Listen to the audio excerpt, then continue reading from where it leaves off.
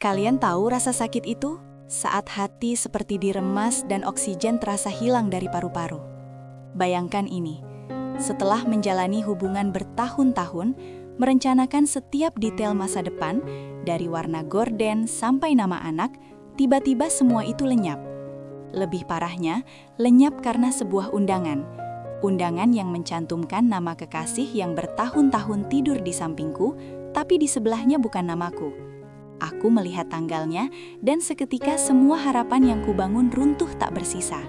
Bagaimana mungkin? Kami baru putus 3 bulan lalu, tapi mengapa ia sudah siap membangun mahligai pernikahan dengan orang lain? Rasa dikhianati, direndahkan, dan dipertanyakan keberadaannya menghantamku telak. Halo teman-teman yang luar biasa, selamat datang kembali di ruang cerita kita yang penuh kejujuran ini. Hari ini, aku mau berbagi kisah yang mungkin sangat personal dan menyakitkan. Sebuah kisah yang mungkin pernah dirasakan oleh banyak dari kalian yang menonton. Ini adalah kisah tentang bagaimana rasanya menjadi sosok yang membersamai di saat sulit, yang merangkai mimpi di masa depan, tapi ternyata bukan sosok yang dipilih untuk berdiri di pelaminan. Aku menyebutnya status mantan dengan durasi terlama yang akhirnya ditinggal nikah. 7 tahun teman-teman, itu bukan waktu yang sebentar. Itu adalah durasi yang cukup untuk menyelesaikan kuliah, membangun karir dari nol, bahkan untuk menyaksikan perubahan mode dari skinny jeans menjadi celana cut bray lagi. Selama 7 tahun itu, ia adalah poros hidupku, dan aku yakin aku juga poros hidupnya. Kami bertemu saat sama-sama masih kuliah, sama-sama culun, sama-sama masih naik motor butut kemana-mana. Semua yang kami miliki saat itu hanyalah cita-cita besar dan cinta yang terasa begitu tulus. Kami melewati berbagai fase sulit bersama. Saat ia harus berjuang mencari pekerjaan dan berkali-kali ditolak, aku selalu ada di sana, menjadi pendengar setianya, bahkan membiayai kopi saat wawancara kerja, agar ia terlihat lebih segar dan percaya diri. Kami saling mendukung, membangun fondasi karir secara beriringan, seolah-olah kami adalah tim yang tak terpisahkan. Keluarga kami sudah sangat dekat, bahkan ibuku sering memasakkan makanan favoritnya tanpa perlu bertanya terlebih dahulu. Semua orang di sekitar kami sudah menganggap kami pasti akan menikah. Kenangan-kenangan manis itu kini terasa seperti pisau bermata dua. Ia adalah orang pertama yang kutemui saat mendapat kabar baik, dan orang pertama yang menenangkanku saat menghadapi kegagalan terbesar dalam hidupku. Kami punya bahasa kami sendiri, candaan internal yang hanya kami berdua yang mengerti, dan ritual-ritual kecil yang membuat hubungan ini terasa begitu intim dan eksklusif. Setiap hari Minggu, kami pasti akan menghabiskan waktu di tempat yang sama, dengan menu makanan yang sama, sambil membahas rencana finansial jangka panjang. Kami sudah punya daftar nama anak. Jika laki-laki namanya A, jika perempuan namanya B. Betapa naifnya aku saat itu, mengira bahwa perencanaan detail semacam itu adalah jaminan dari semesta. Aku masih ingat, sekitar tahun kelima ia pernah bilang, "Tunggu aku sukses sedikit lagi ya. Aku mau menikahi kamu di rumah yang sudah kita beli sendiri, bukan lagi di rumah kontrakan." Aku setuju, tentu saja. Janji itu terasa begitu solid, seperti ukiran batu yang tak mungkin terhapus oleh air hujan. Kami bahkan mulai menabung bersama dalam satu rekening khusus pernikahan. Setiap kali rekening itu bertambah, kami akan merayakan pencapaian kecil itu dengan makan malam romantis di rumah, bukan di restoran mahal. Karena kami tahu, setiap rupiah harus dialokasikan untuk masa depan. Semua terasa benar, terasa menuju ke arah yang sama. Sampai akhirnya aku mulai merasakan ada pergeseran energi yang sangat halus, hampir tak kentara. Pergeseran itu dimulai pelan-pelan. Dulu, ia selalu antusias menceritakan hari-harinya. Setiap masalah di kantor, setiap pujian dari bos. Sekarang, jawabannya mulai menjadi lebih singkat dan dingin. Janji kencan yang dulu tak pernah batal, kini sering dibatalkan dengan alasan mendadak meeting atau lembur kerja. Awalnya aku memakluminya. Aku berpikir mungkin ia sedang berada di fase puncak karir yang memang menuntut fokus lebih. Aku mencoba lebih pengertian, bahkan berusaha tidak mengganggu komunikasinya saat jam kerja. Aku berusaha menjadi pasangan yang suportif, tanpa sadar bahwa dalam usahaku memberi ruang, aku justru menciptakan jarak yang semakin lebar dan akhirnya tak bisa kujangkau lagi. Lalu datanglah fase di mana ia mulai sering menghilang tanpa kabar, meski hanya sebentar. aku mulai merasa seperti detektif yang harus mengumpulkan kepingan-kepingan informasi untuk memahami apa yang sebenarnya terjadi. Setiap pertanyaan yang kuajukan dijawab dengan nada defensif, seolah-olah aku adalah orang jahat yang sengaja mengganggu ketenangannya. Pertengkaran mulai intens, bukan lagi pertengkaran kecil yang berakhir dengan pelukan dan permintaan maaf, tapi pertengkaran besar yang meninggalkan luka menganga dan keheningan yang mencekik. Kami berhenti membicarakan masa depan. Kami hanya fokus bertahan hidup dari hari ke hari, berharap masalah ini akan selesai dengan sendirinya, sebuah harapan yang jelas-jelas palsu. Puncak dari semua itu adalah saat ia akhirnya meminta untuk putus. Alasannya sungguh klise dan menyakitkan. Aku butuh waktu sendiri untuk fokus pada karier. Aku tidak mau menghambat kamu. Bayangkan, setelah 7 tahun, ia tiba-tiba merasa hubungan ini adalah penghalang, bukan lagi penopang. Aku merengek, aku memohon, aku mencoba mengingatkan semua janji yang pernah kami ukir bersama, semua rencana rumah impian dan nama anak-anak. Tapi ia hanya diam, tatapannya kosong, seolah-olah aku sedang berbicara kepada orang asing. Malam itu, aku pulang dengan hati hancur berkeping-keping, membawa kotak kenangan yang terasa sangat berat, dan janji kosong untuk mencoba menerima keputusannya. Aku butuh waktu 2 bulan penuh untuk mengumpulkan sisa-sisa harga diri dan mencoba bangkit. Aku memutuskan untuk memblokirnya di semua media sosial, fokus pada pekerjaan, dan mencoba meyakinkan diri bahwa ini adalah akhir yang memang harus terjadi, agar aku bisa menemukan kebahagiaan sejati. Aku mulai rutin yoga, mulai membaca buku pengembangan diri, dan berusaha untuk tidak menangis di tempat umum. Teman-teman terdekatku selalu mendampingi, memberikan dukungan penuh, meyakinkanku bahwa aku pantas mendapatkan yang lebih baik, yang tidak akan pernah meninggalkan aku setelah sekian lama berjuang bersama. Aku merasa sedikit lebih kuat, sedikit lebih stabil. Sampai akhirnya, datanglah hari pengkhianatan itu. Undangan itu, yang tiba melalui teman kantor kami yang tidak tahu menau soal drama yang sedang kami jalani. Aku membuka amplop tebal dengan ornamen emas itu dengan tangan gemetar, berharap ini hanyalah mimpi buruk atau prank yang kejam. Tapi tidak, di sana tertulis jelas namanya, bersanding dengan nama perempuan lain. Tanggal pernikahannya hanya berselang 3 bulan setelah perpisahan kami. 3 bulan. Bagaimana mungkin seseorang bisa secepat itu melupakan 7 tahun dan menggantinya dengan komitmen seumur hidup dengan orang yang baru? Aku langsung tahu, saat ia bilang butuh fokus karier, itu adalah kebohongan terbesar yang pernah ia ucapkan. Rupanya, selama beberapa bulan terakhir hubungan kami terasa renggang, ia sudah menjalin hubungan dekat dengan perempuan ini. Kemungkinan besar, perempuan ini adalah rekan kerjanya, yang mungkin memberinya kenyamanan dan stabilitas yang menurutnya tidak lagi kudapatkan dariku. Rasa sakitnya bukan lagi sekadar sakit hati karena putus cinta. Ini adalah rasa sakit pengkhianatan yang mendalam. Rasa sakit karena merasa bodoh dan naif, karena telah mempercayai seseorang selama 7 tahun tanpa celah sedikit pun. Aku merasa seperti ditampar keras oleh realitas bahwa aku hanyalah masa lalu yang harus dibuang segera demi masa depannya yang baru.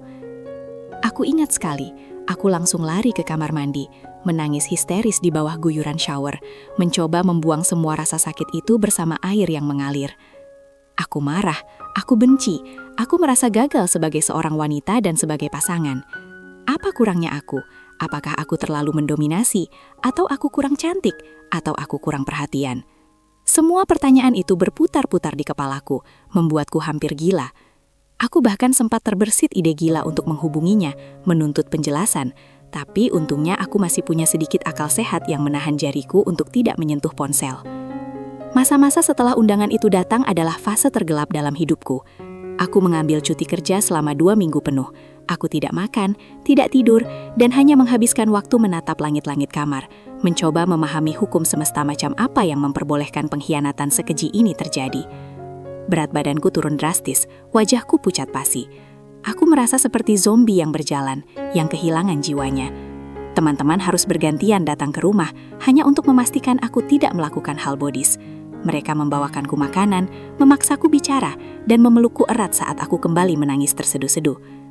Titik terendahku adalah saat aku tidak sengaja melihat foto prewedding mereka di media sosial teman lama. Mereka terlihat bahagia, sangat serasi, dan entah mengapa mereka terlihat jauh lebih dewasa dan mapan dari kami dulu. Aku melihat senyumnya, senyum yang dulu hanya ditujukan untukku, kini tertuju pada wanita lain. Di saat itu, aku menyadari satu hal pahit. Ia tidak kehilangan rasa cintanya, Ia hanya mengganti objek cintanya dengan yang menurutnya lebih sesuai dengan visinya tentang masa depan. Dan itu, teman-teman, jauh lebih menyakitkan daripada sekadar putus karena bosan. Aku sadar aku tidak bisa terus begini. Aku tidak bisa membiarkan kebahagiaanku bergantung pada keputusan seorang pria yang jelas-jelas tidak menghargai waktu dan pengorbananku. Aku harus bangkit. Langkah pertama yang kulakukan adalah menghapus semua jejak digital tentang dirinya. Semua foto, semua pesan, semua kontak. Aku bahkan mengganti nomor ponselku agar tidak ada lagi celah baginya untuk menghubungiku, meski aku tahu ia mungkin tidak akan pernah mencoba. Ini adalah deklarasi perang terhadap masa laluku sendiri, sebuah janji bahwa aku akan membangun diriku kembali satu persatu. Langkah kedua adalah menerima. Menerima bahwa aku tidak akan pernah menjadi pengantinnya dan bahwa janji-janji itu hanyalah debu yang tertiup angin. Menerima bahwa aku telah memberikan yang terbaik dariku dan kegagalan ini bukanlah cerminan dari kekuranganku, melainkan cerminan dari karakternya yang tidak memiliki integritas. Proses penerimaan ini butuh waktu berbulan-bulan, seperti mencabut duri yang sudah menancap sangat dalam di hati. Setiap kali aku merasa sedih, aku akan menuliskan perasaanku, mengubah rasa sakit menjadi energi kreatif yang membebaskan. Aku memutuskan untuk mengubah fokus hidupku sepenuhnya. Uang tabungan pernikahan yang dulu kami kumpulkan, aku tarik dan kuinvestasikan pada diriku sendiri. Aku mengambil kursus yang selalu ingin kuikuti, aku mulai traveling sendirian ke tempat-tempat baru, dan aku mulai bergaul dengan lingkaran pertemanan yang baru, yang tidak mengenalnya. Ini adalah cara radikal untuk memutus rantai kenangan. Aku mulai menemukan lagi siapa diriku sebelum ia datang ke dalam hidupku. Ternyata aku jauh lebih kuat dan lebih mandiri dari yang kukira. Bertahun-tahun kami bersama, aku selalu berpikir bahwa kebahagiaanku hanya bisa diraih bersamanya. Ternyata kebahagiaan itu adalah sesuatu yang harus kupetik sendiri. Aku belajar bahwa lama durasi sebuah hubungan tidak menjamin kualitasnya, dan kepercayaan yang diberikan tanpa batas bisa menjadi pedang yang menusuk diri sendiri. Aku menyadari, mungkin semesta memang merencanakan ini, mungkin ia memang bukan takdirku, dan Tuhan telah melindungiku dari pernikahan yang akan berakhir pahit. Karena bagaimana bisa aku membangun rumah tangga dengan orang yang dasar pondasinya adalah kebohongan? Kepada kalian yang mungkin sedang berada di posisi yang sama, yang sedang merasa hancur karena janji palsu dan ditinggalkan setelah sekian lama, aku ingin kalian tahu, rasa sakit itu valid dan kalian berhak merasakannya. Tidak apa-apa untuk menangis sepuasnya, tidak apa-apa untuk marah, tapi jangan biarkan rasa sakit itu mendefinisikan siapa diri kalian.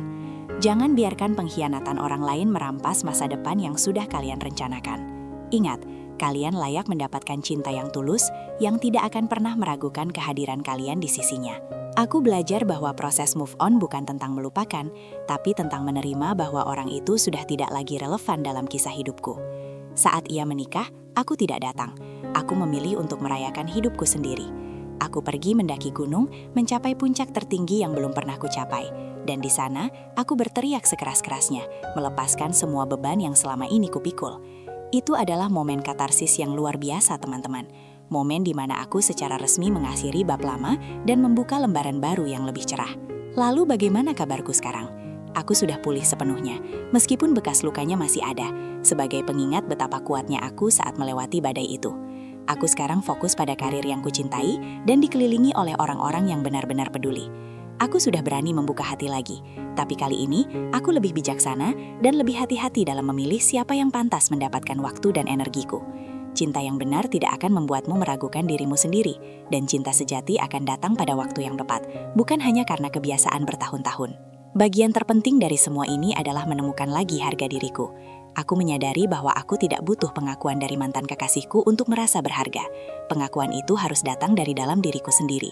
Aku adalah pribadi yang utuh, dengan atau tanpa pasangan. 7 tahun itu bukan waktu yang sia-sia, melainkan pelajaran mahal yang membentukku menjadi pribadi yang lebih kuat, lebih tegar, dan lebih tahu apa yang aku inginkan dan apa yang tidak akan aku toleransi lagi dalam sebuah hubungan. Aku ingin menekankan ini kepada kalian semua yang mendengarkan. Jangan pernah memohon cinta yang sudah pergi. Jangan pernah mengejar seseorang yang sudah memilih jalan lain. Biarkan mereka pergi. Karena pintu yang tertutup itu sesungguhnya adalah pintu gerbang menuju kebahagiaan yang sesungguhnya. Kalau ia memang jodohmu, ia tidak akan pernah meninggalkanmu. Kalau ia meninggalkanmu, itu berarti ia sedang memberimu ruang untuk takdir yang jauh lebih baik untuk segera datang. Waktu adalah penyembuh terbaik, tapi kita juga harus proaktif dalam proses penyembuhan itu. Jangan hanya menunggu, bergeraklah. Ubah rutinitas, ubah penampilan, ubah cara pandangmu terhadap kegagalan ini. Anggaplah kisah ini sebagai babak epik yang membuat novel hidupmu menjadi lebih menarik dan penuh makna. Setiap air mata yang tumpah adalah investasi untuk kebahagiaanmu di masa depan. Saat aku melihat ke belakang, aku bisa tersenyum. Bukan senyum penuh luka, melainkan senyum penuh rasa syukur. Syukur karena aku diselamatkan dari janji yang rapuh. Syukur karena aku diberi kesempatan untuk membangun kembali diriku menjadi versi yang lebih baik. Syukur karena akhirnya aku mengerti, mencintai diri sendiri adalah fondasi dari semua hubungan yang sehat. Dan itu adalah sesuatu yang tidak bisa diambil oleh siapapun, bahkan oleh mantan kekasih yang menikah 3 bulan setelah putus. Dan kalau mantanmu ternyata adalah orang yang kamu nikahi, wah, itu adalah hadiah yang luar biasa. Tapi kalau mantanmu adalah yang meninggalkan kamu setelah bertahun-tahun, itu juga hadiah. Hadiah berupa kemerdekaan. Kemerdekaan untuk memilih hidup yang lebih baik, di mana kebahagiaanmu tidak lagi dikontrol oleh orang lain. Kisah ini mungkin pahit, tapi semoga ada hikmah yang bisa kalian petik. Jangan pernah terperangkap dalam ilusi durasi. Fokuslah pada kualitas dan integritas. Kalau dasarnya sudah rapuh, mau berapa tahun pun kamu bertahan, akhirnya akan tetap roboh. Aku tahu, kisah-kisah seperti ini banyak terjadi di luar sana. Mungkin kalian punya cerita yang mirip, atau bahkan lebih dramatis. Cerita-cerita ini penting untuk dibagi, karena kita tidak sendirian dalam menghadapi rasa sakit ini. Terima kasih banyak sudah mendengarkan curahan hatiku hari ini. Ini adalah proses yang panjang, teman-teman. Tapi aku berhasil melaluinya, dan kalian juga pasti bisa. Aku ingin kalian semua tahu bahwa kalian layak mendapatkan yang terbaik, yang akan melihat 7 tahun kebersamaan bukan sebagai beban, melainkan sebagai fondasi berharga. Jangan pernah takut untuk memulai dari nol. Setiap babak baru selalu membawa kejutan yang lebih indah dari yang kita bayangkan. Jangan lupa ya, kalau kalian merasa video ini resonate dengan perasaan kalian, langsung tekan tombol like-nya. Sebarkan ke teman-teman yang mungkin butuh didengar. Dan tentu saja, tinggalkan komentar di bawah. Aku ingin dengar, bagaimana cara kalian bangkit setelah mengalami patah hati yang mendalam? Kita sharing di kolom komentar ya. Sampai jumpa di cerita berikutnya, teman-teman. Ingat selalu, self-love adalah kunci utamanya. Salam hangat dari aku. Dah!